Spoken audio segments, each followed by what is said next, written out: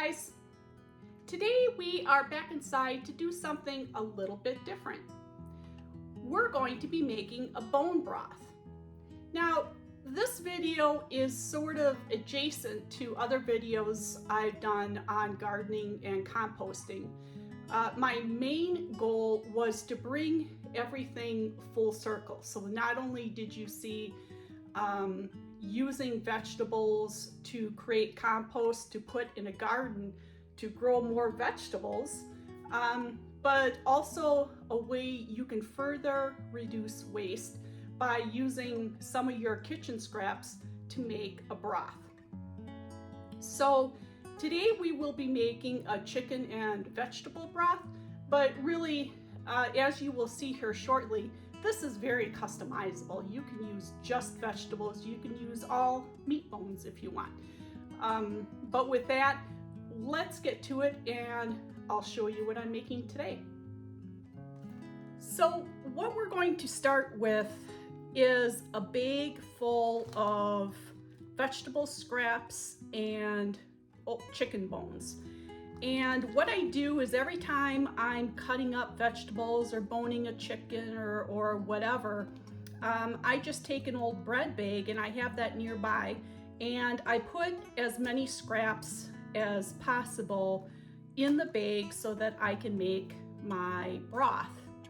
Anything that I can't use for a broth will go right in the compost bin. So let's talk a little bit more about that. If you have vegetables that are moldy or slimy or anything like that, that goes right in the compost bin. That is not for broth making. But if you have something like, this is a good example. This is the end of a stalk of celery, and it's kind of at the end of its life. It's turning a little bit brown, and I've already bought a new thing of celery, so I don't need to use this anymore, but I don't want to throw it in my compost just yet. This is a great candidate for a broth. Now, other things you can use for a broth, it's really just about anything, as long as the vegetables still have a bit of life in them, and like I said, they're not slimy or moldy, they can be used for a broth. Now, something I always save for a broth are onion ends. You can keep the skins. The skins are great because they add color to the broth. I have some asparagus ends.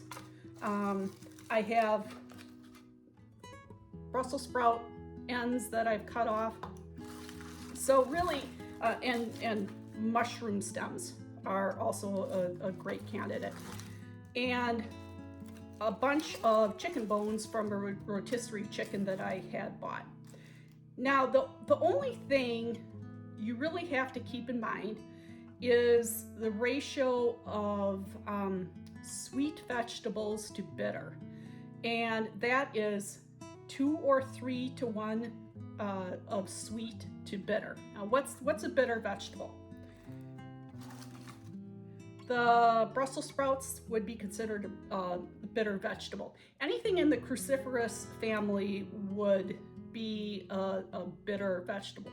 Broccoli, cauliflower, kale, cabbage, anything like that.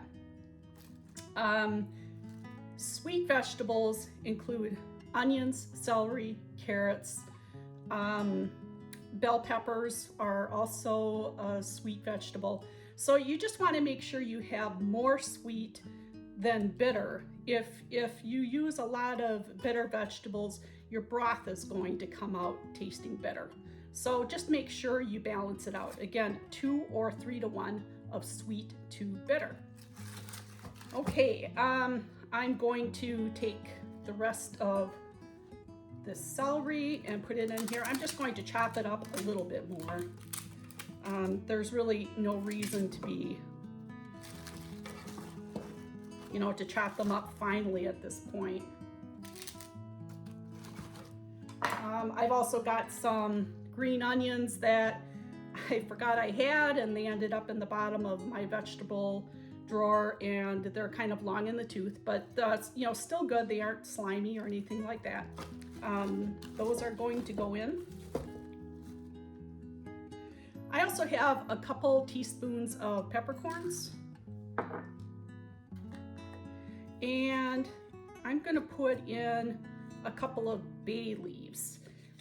Bay leaves add a little bit of a floral note, and they're just nice for rounding out the flavor of broth. Now, I do not add salt. I never add salt to my broth, and the reason why is that I can use this broth in a bunch of different recipes. Some of those recipes call for salt, and some don't. So I err on the side of caution.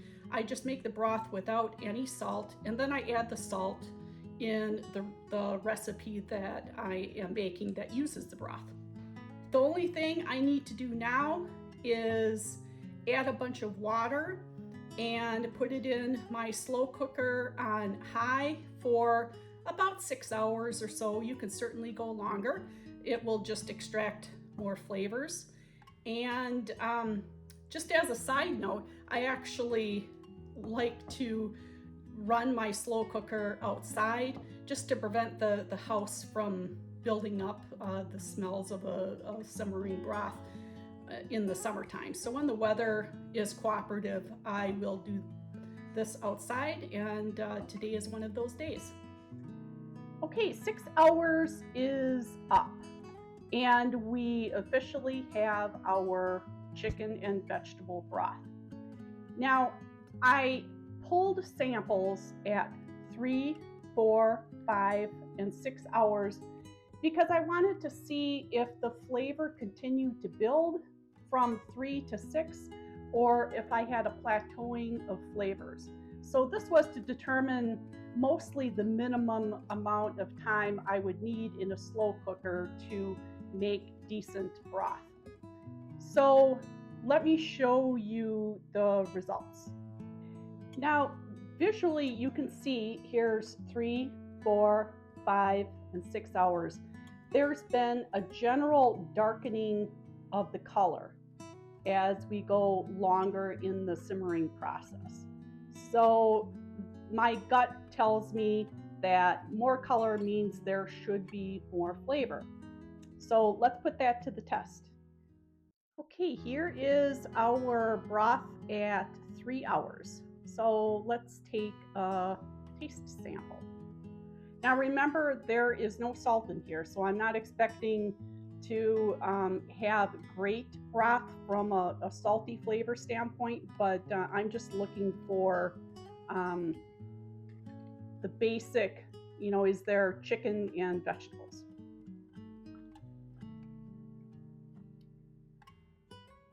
Okay, I would say that's pretty good. I can definitely taste the chicken and the vegetables, and the onion in particular. So that's good already at 3 hours. Let's see if there's any change at 4. So again, here's the color, a little bit darker.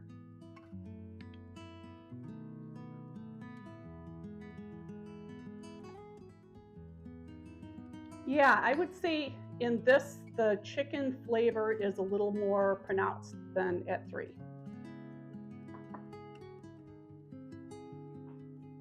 Okay, here's our 5-hour broth. Again, a little bit darker than the other two.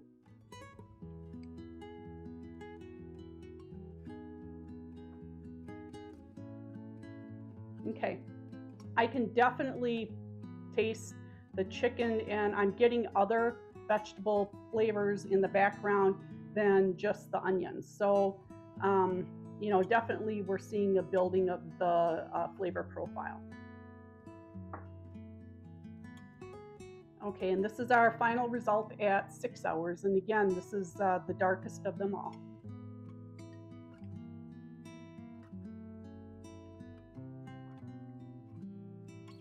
Okay, that is definitely a really good broth.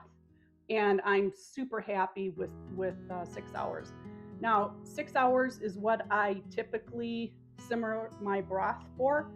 You could certainly go longer, and there are benefits of going longer. You could simmer 12 hours or even 24 if you wanted to. What happens the longer you go is you extract everything from the bones in particular.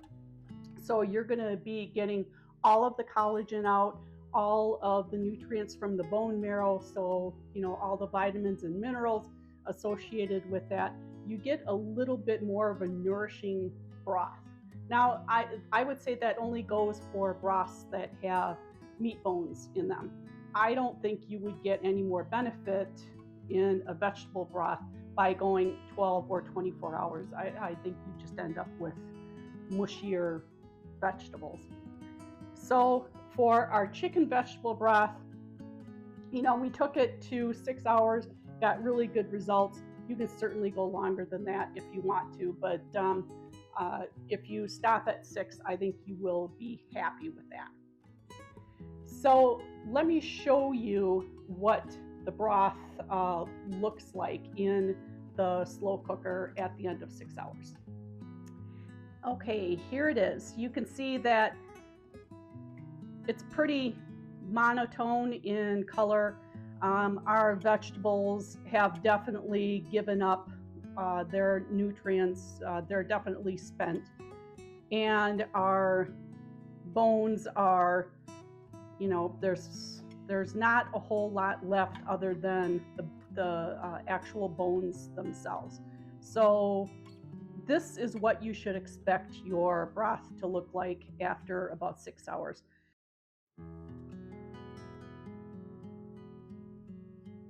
Okay, that is it for today.